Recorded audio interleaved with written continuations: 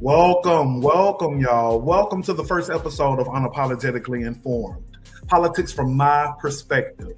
Unapologetic, unfiltered, undeniable. This is a bold new platform, y'all, where politics meets culture. Unapologetically, unfiltered, undeniable.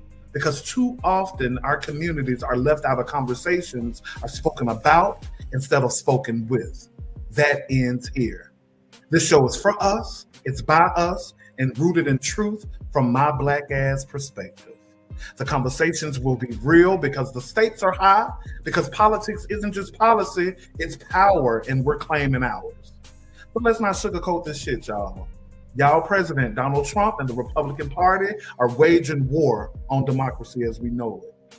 Way before January 6th, when he incited a violent mob to storm the Capitol, all the way up to today, with his GOP leaders pushing voter suppression laws, they banning books, they rolling back civil rights, and dismantling DEI, among other things. The playbook is clear.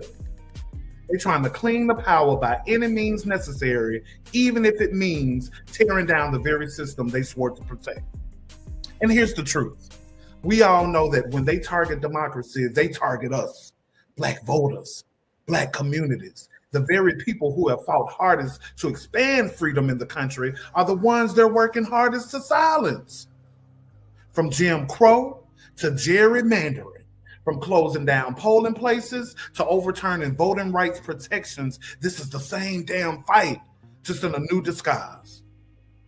So let's be real. I didn't start Unapologetically Informed because I needed something else on my plate. God knows I don't need anything else to do. I started this show because I got tired of sitting in silence. And what really sparked this journey for me was the Kamala Harris campaign for the 2024 presidential election, less than a year ago. Those crazy 107 days inspired so much hope and so much joy in me. Those 107 days weren't just about Kamala Harris running for president. It was about us, the people who believed in her and who believed in her vision. And let me tell y'all something. I was all in. If you follow me on Facebook and Instagram, you can tell that I was all in. I was at all the damn rallies. I was at every single rally that they had. I was out writing postcards to strangers to get out the efforts to vote and to remind people what was at stake. I was out on the corners waving signs. I was out canvassing and with strangers and mobilizing with leaders like Stacey Abrams and Senator John Ossoff. I was working with groups like Win with Black Men and even formulated a group, Beehive for Kamala. Beyonce fans organizing to elect the first Black woman president. We were involved with efforts with getting out the vote, social media, all that kind of great stuff, just trying to talk about how great Kamala was and how great her policies and plans were. And we even hosted a national call with leaders like LaTosha Brown with Black Voters Matter, and it made national news, as you can see right there on your screen. All right. I was all in. I was all in. And it was just more than a movement for me. It was more than a movement. It showed how powerful we are when we act together and when we're all in this thing together, y'all. And I was doing something. Like Michelle Obama told us at the Democratic National Committee, do something at the convention, do something. And so I was doing something. I was showing up and I was showing out and just having a great time with people, standing shoulder to shoulder with people that cared just as much as I did. And you know what? That experience, that crazy 107 days, it really changed me. It really changed my outlook on politics.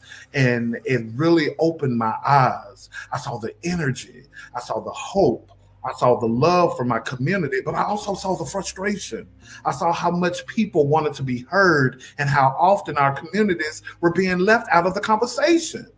I realized in those crazy 107 days that politics isn't just something you watch on TV. This shit is personal. It's mortgage, it's rent, it's groceries, it's bills, it's jobs, it's healthcare, it's our lives.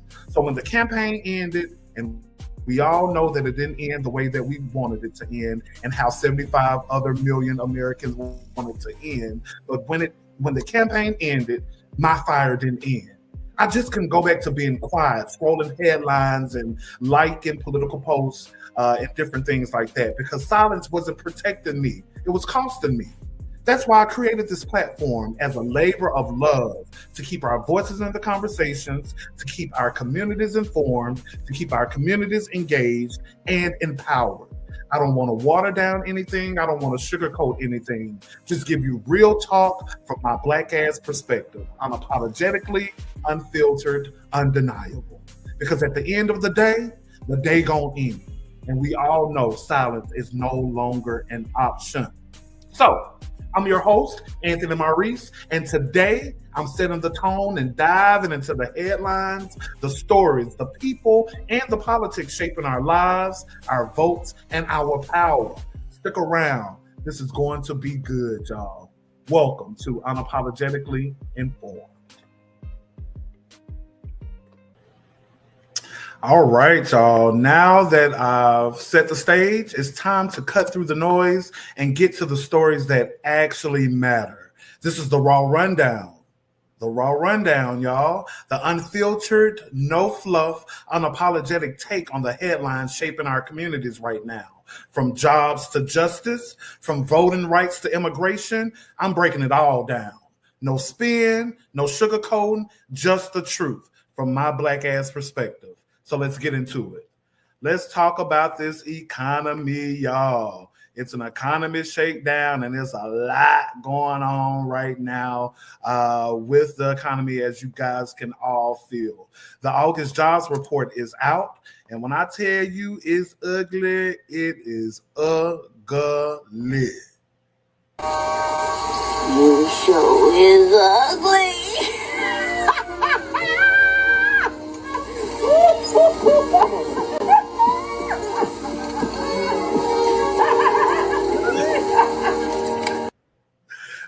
Just like Suge Avery was telling Celia that she was surely ugly, that's how that August jobs report is out. And you know what? It's not funny, but you have to laugh to keep from crying sometimes, because the numbers don't lie.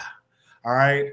Just 22,000 jobs were added nationwide. And unemployment, it jumped to 4.3% nationally. But here's the real headline. Black unemployment hit 7.5%, the highest since 2021. That means while the economy stumbles, our communities are paying the steepest price. And here's the part the mainstream media probably won't tell you.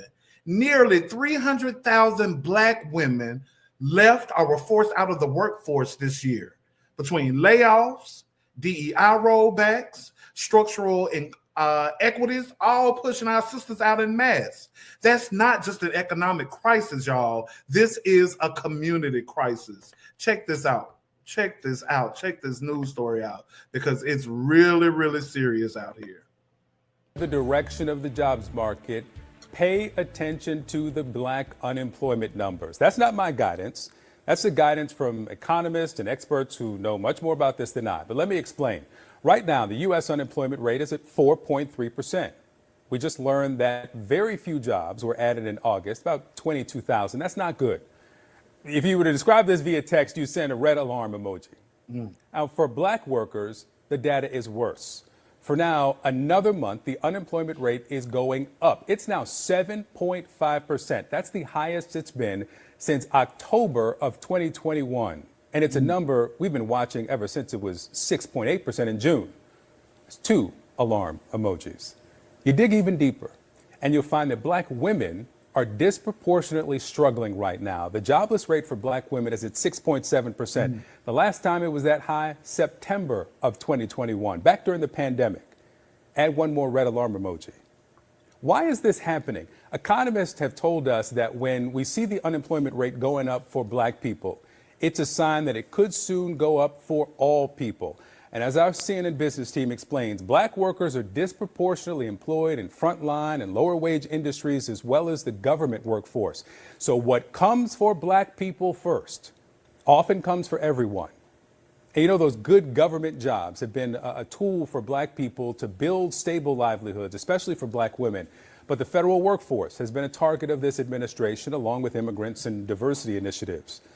We have a lot to talk about. So joining me this morning. There's a lot going on, y'all. It is a lot, a whole hell of a lot going on. Like Victor Blackwell said, red alarm emojis everywhere. So let's be clear. 22,000 jobs added means nothing. It means absolutely nothing when Black unemployment is 7.5% and nearly 300,000 of our Black women have been forced out of the workforce. That's not a setback. That's a warning and proof that when America catches a cold, our people get pneumonia. And the truth is, recovery doesn't mean the same thing for everyone. This isn't just about paychecks. It's about power. It's about our stability and survival in our communities. And so the headlines match our reality. We have to keep naming it, keep pushing back, and keep owning our truth unapologetically.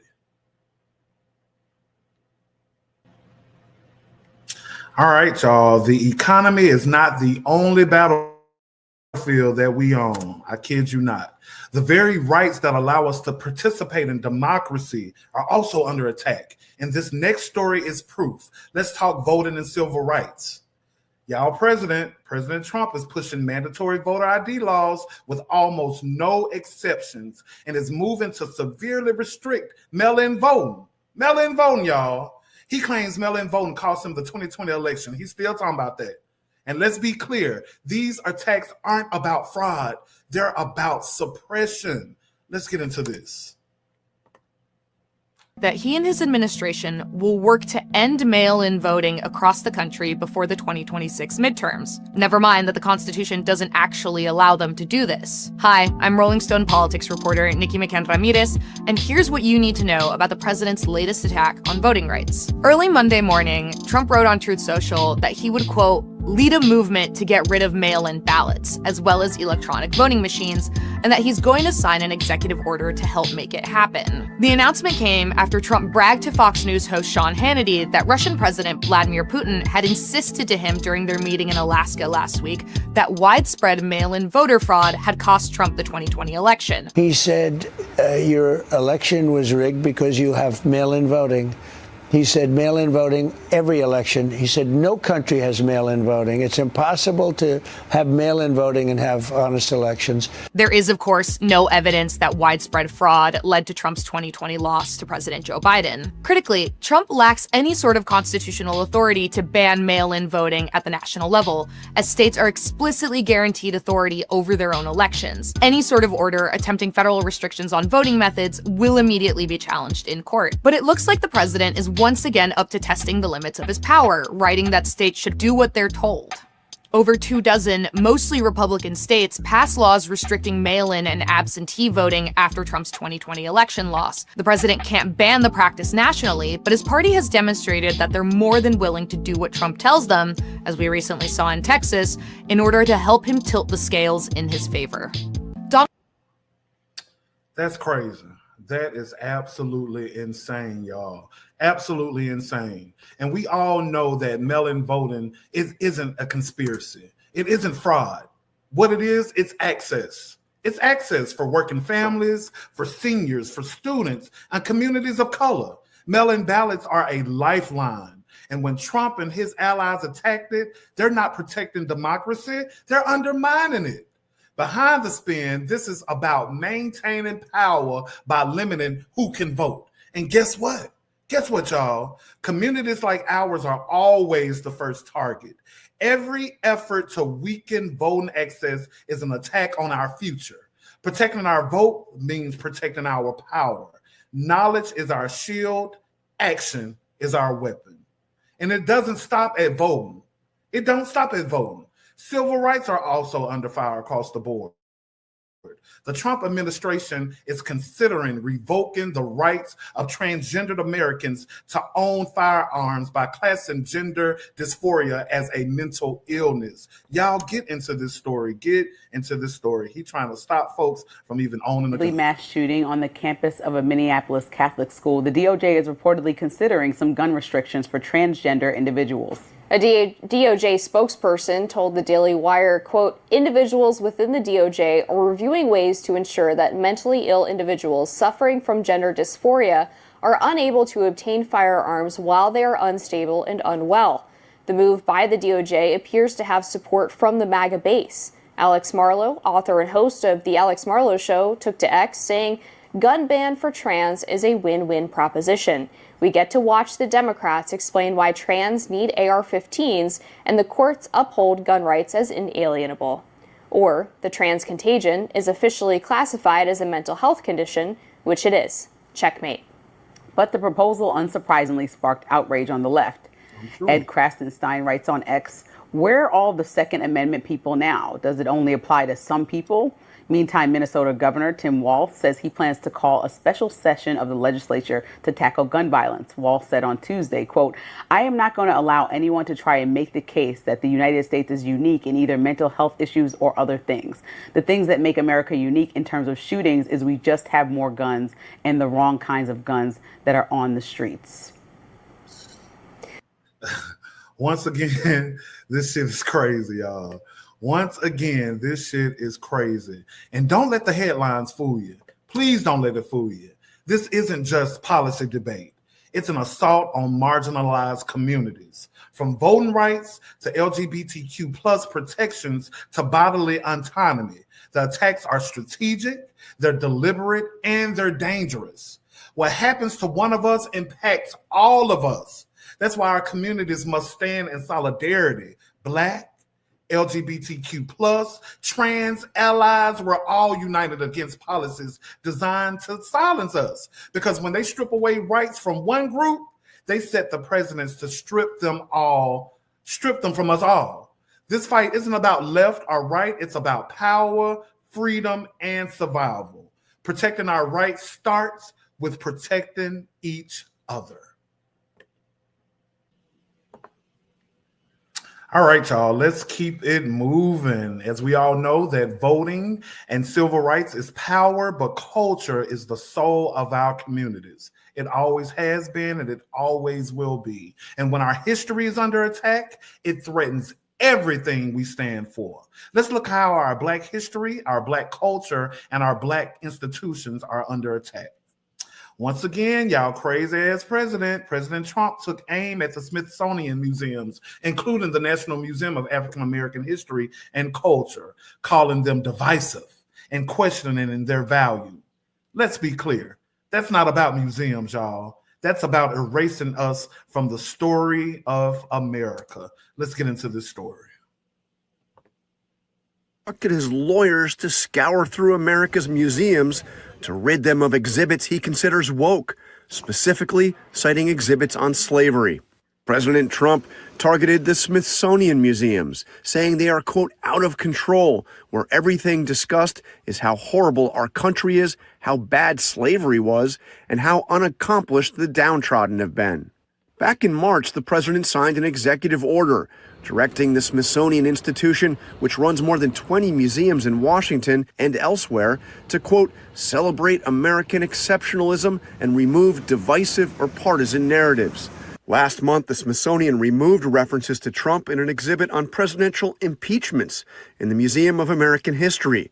Mentions of Trump's impeachments were later restored, although with changes. Now he's complaining about exhibits on slavery. Although during his first term, he visited the Museum of African American History and Culture, which tells the story of slavery and celebrates African American accomplishments, and he called it a, quote, truly great museum done with love. It's not clear whether President Trump actually has the authority to tell any museum, including the museums of the Smithsonian Institution, what to put on display. The American Alliance of Museums, which represents museums across the country, says that no president has the power to impose the kind of review that Trump says he is now ordering. The organization has warned that the president's actions represent a, quote, growing threat of censorship against museums in America. Mary? Yeah, lots of questions about where this goes from here. John, thanks. Oh, yeah. we see where this is going. I think we all see where this is going to authoritarianism. You know, it's just really, really crazy how Trump is, how he went to the museum back in the day and he said how it was a great thing, but now it's divisive and all that kind of great stuff. It's insane. And we definitely know when they come for our institutions, they come for our identity. They come for our truth and for our legacy. This is the same shit we've seen before: banning books, rewriting history, suppressing the vote, and silencing voices of color. But democracy doesn't exist without our contributions. It don't exist without our struggles, and it definitely don't exist without our victories. The attempt to whitewash history is an attempt to weaken democracy itself. And here's the bottom line. Protecting Black institutions means protecting truth and our power. And protecting truth and power means protecting democracy. And we can't afford to let either be erased. All right, y'all, let's keep it moving. Y'all sticking and staying with me. I told you it's going to be a lot of information. It is a lot going on, so keep sticking around and keep getting informed. And hopefully this is empowering you to take some action, all right? So our next story is going to talk about nationwide redistricting efforts and the 2026 midterm elections. So I'm pretty sure you guys heard about redistricting. It sounds boring, right? Wrong. This is power on a map.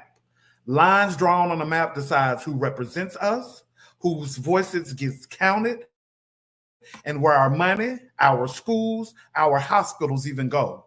Mess with the maps, and you mess with our future. Look at Texas.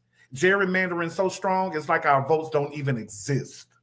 Black and Latino communities sidelines, voices muted. Meanwhile, California is trying to fight back with independent commissions, but it's a fight every single step of the way. Stay with me, y'all. Let's dive a little bit deeper, please. Political battle poised to have a major impact on the balance of power in our nation's capital. We're talking about redistricting. State lawmakers actually redrawing their congressional maps so their parties can win more seats in Congress. Here's the latest. Texas lawmakers have now given final approval to a new map to help pick up 5 Republican seats. Governor Greg Abbott is expected to quickly sign it into law, though Democrats have vowed to challenge it in court. As for President Trump's lawsuit threat in California, Democrats there are just shrugging it off after they countered the Texas push with a redistricting movement of their own. Now, a special election in November will take place and ask voters to actually weigh in on a redrawn map to help Dems win 5 more House seats. It's a lot to follow, but our Alex Brachet is taking a closer look at all the numbers for us. Stick with it, y'all. Hey there. In this week's Facts and Figures, we're going to be looking at redistricting and how these new maps are reshaping the midterm elections and also ultimately could reshape the balance of Congress. But we have to start this conversation with Texas. This is how the map currently looks. And their state Republicans are moving forward with a plan that would ultimately flip 5 congressional districts red in next year's midterm. Keep an eye on this map. This is what the proposed new map looks like, and they're going to be targeting Dallas, Houston, Austin, along the Rio Grande here, these Democratic areas to really get those 5 congressional seats. And because of that, we're seeing Democrats in other states like California retaliate. Governor Gavin Newsom there calling for a special election to redraw maps there. And California already has 52 congressional seats. They're going to be looking at targeting 5 of the 9 remaining Republican districts to essentially offset what's happening in Texas. But essentially, voters will have the final say as they decide in November in that special election. But we've seen Democrats in other states also have the conversation about redrawing their maps. We've got conversations already underway in states like Illinois, in New York, also in Maryland. But experts say that Republicans here have the upper hand when it comes to carving out territory for themselves. They've got conversations already underway in Missouri, in Indiana, in Florida, and Ohio, which is Republican, has to redraw its maps ahead of next year's midterm. You say, Alex, why does all this matter? Well, because the map as it is, and assuming that there's no vacancies, Democrats only have to flip 3 congressional districts to take control of the House in next year's midterm. Those are your facts and figures. All right. So did y'all keep up with all of that? It was a lot to keep up with, but it's things that you need to know. You need to know these things and you need to be informed because we all know that the 2026 midterms are on the way. And we know that Trump and his cronies are trying to rig the midterms. All right. And because the midterms are just another election, they decide who controls legislatures, governor's office, and Congress. That map, that's power. And if we ignore it, if we sit on the sidelines, someone else is drawing the lines for us, deciding what we can and can't have. This isn't politics for the faint of heart, y'all. It's about leverage. It's about survival. It's about making sure our communities aren't written out the damn story. So pay attention. Show up to your hearings, check your districts, and make your voice count because power isn't given, power is claimed. And it starts with you. All right, y'all, let's keep it moving. While maps and elections shape our future, there's another story showing how power is flexed on our streets and in our streets. And it's a lot going on in these city streets. Let's talk National Guard deployments and why they might be more about politics more than policing. All right. So we know we got a lot of cities. There's many cities where the National Guard is because when troops roll into our cities, we know it's never about keeping the peace. It's power on parade. Y'all, president once again has sent troops to cities like D.C., Chicago, and L.A. claiming crime control. But the truth, people on the ground are calling it political theater. In D.C., almost 80% of residents oppose it. In L.A., a federal judge said it broke the law. That's right. It's illegal. Let's get into this, y'all. Demonstrators protested in Washington, D.C. Saturday. Shame! Shame! Angry about National Guard troops deployed to the city. Whose house? President Trump defended the deployment Friday night, saying crime in the nation's capital has plummeted. It was the most unsafe city anywhere in the country, our capital.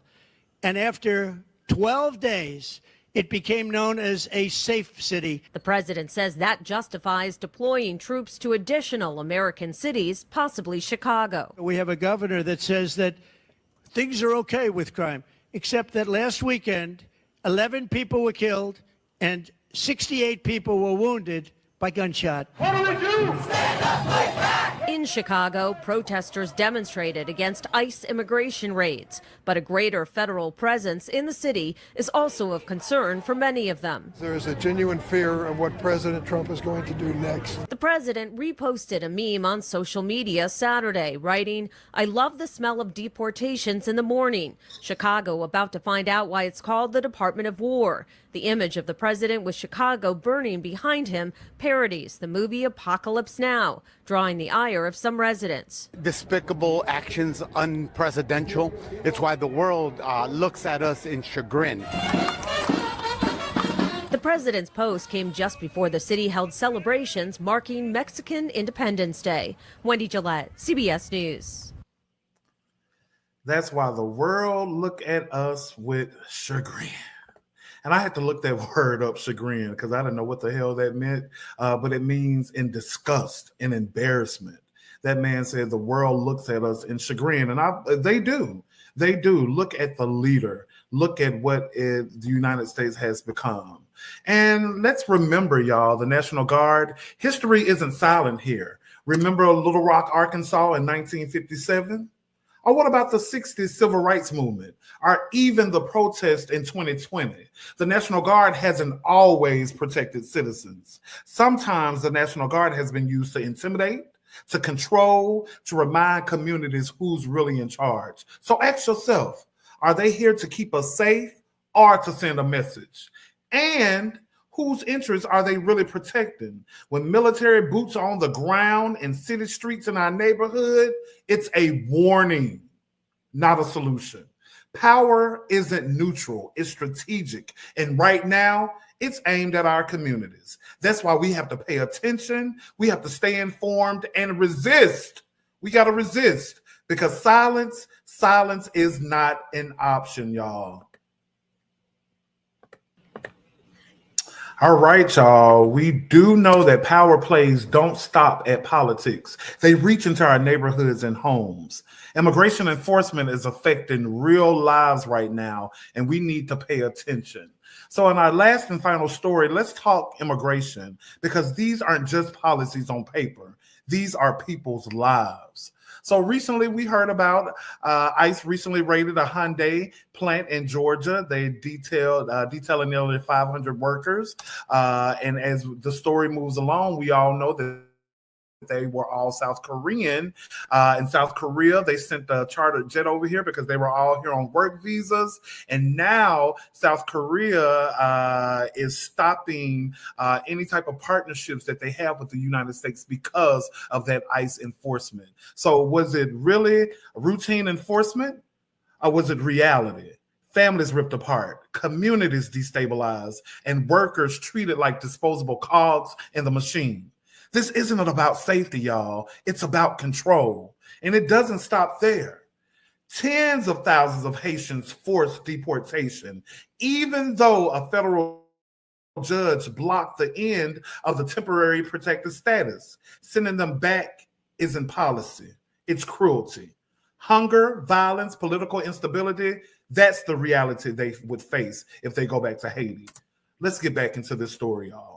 Living in the United States with temporary protected status now have just over 2 months to leave the country or face deportation after the Department of Homeland Security announced that it is canceling the temporary benefits for all Haitians.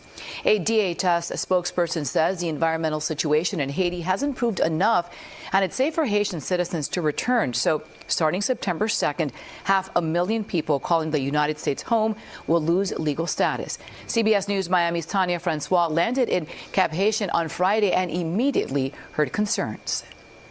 The Haitians I have spoken to aren't happy to hear TPS will soon be ending. Their hopes of leaving here are now dashed, and the help from relatives living in South Florida will soon be ending.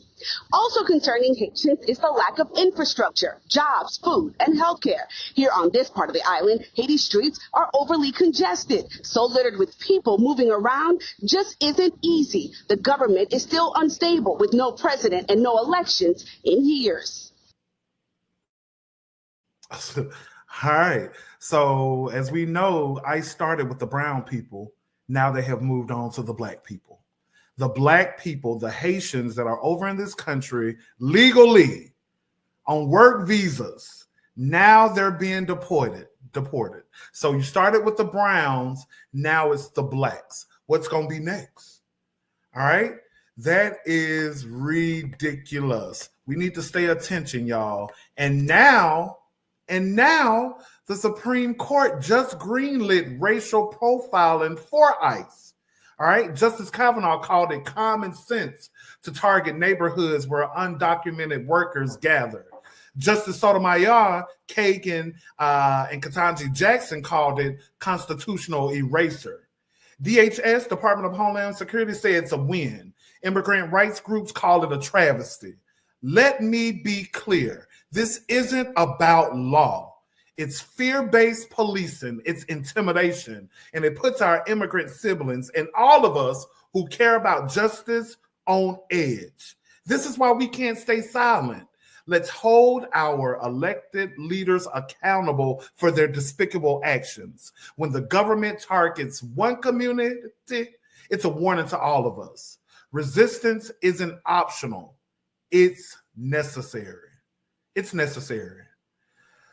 Woo, child, that was a lot. That is the raw rundown, y'all. The stories you need to know, the realities that affect our communities, and the issues that the mainstream media often ignores. Jobs, voting rights, civil rights, immigration, it all matters and it all affects us. We got to stay informed. We have to stay critical and never forget knowledge is power, but action is where change happens. So up next, we take a moment to laugh at all this craziness because sometimes the only way to survive the news is to laugh to keep from crying. All right, y'all. It is time to laugh to keep from crying.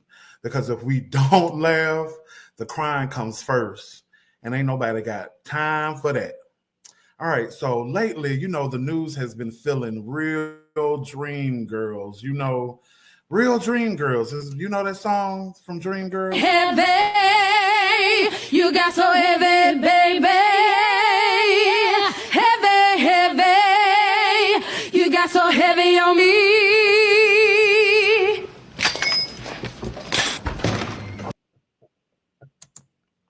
Heavy, heavy. You got so heavy on me. That's crazy. It is so crazy because that's politics right now. Heavy, heavy, heavy. Every headline, heavy. Inflation, heavy.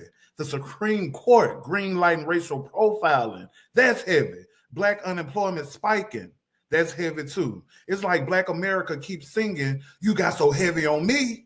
Meanwhile, we're over here trying to afford basic things like groceries and make rent, keep our jobs, and hold on to our sanity. But here's the thing. When it gets heavy like that, we got to flip it, y'all. We got to turn that frustration into fuel. We got to turn that chaos into comedy.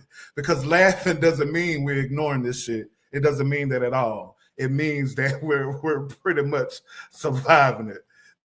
That's what that means. And, we just got to be a survivor. Like Whitney said, baby, we got to be a survivor. I'm a survivor. What? Oh, thank you.